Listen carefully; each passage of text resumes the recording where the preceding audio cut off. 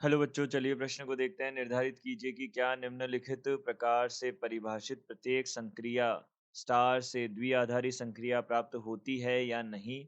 औचित्य के साथ स्पष्ट कीजिए। Z प्लस में A स्टार B बराबर AB द्वारा परिभाषित संक्रिया स्टार। तो यहाँ से हमारे पास क्या है, द्विआधारी संक्रिया है या नहीं हमको बताना है।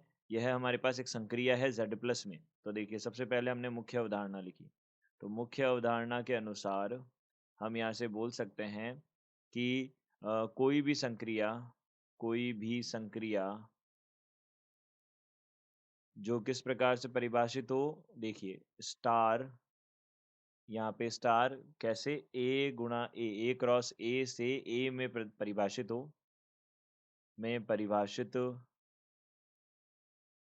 हो से जुड़े दो अवयव से जुड़े दो अवयव हमेशा उसी समुच्चय में मान देते हैं तथा एक अद्वितीय मान देते हैं। कभी भी दो मान नहीं होंगे, क्योंकि यह फलन की तरह ही कार्य करता है। फलन हमेशा क्या करता है, एक अद्वितीय मान देता है। तो यहाँ से Z प्लस है, Z प्लस में A स्टार B जो है वह किसके बराबर है, AB के बराबर है, यह हमने बोला।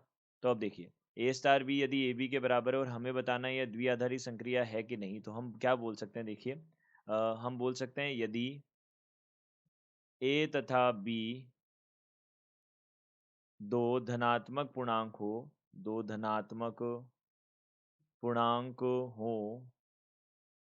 तो उनका गुणन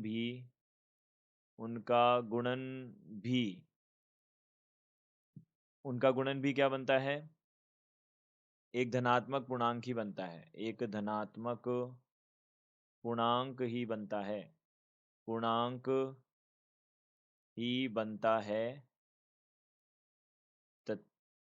ठीक है, तो ये हमने बोला।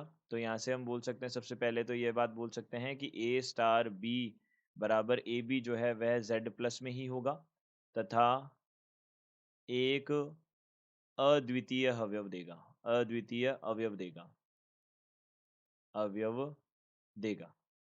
अब देखिए, यहाँ पे दो मान तो हमें मिल नहीं पाएंगे। ऐसा तो है नहीं कि हमने ए और बी के मान रखे और हमें दो मान मिल गए। तो अद्वितीय अवयव हमको मिलेगा।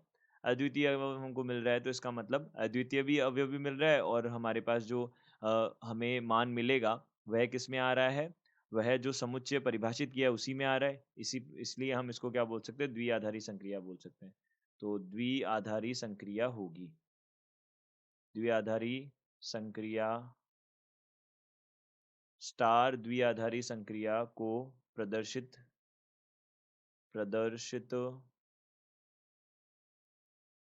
करेगी, यह हमने बोला।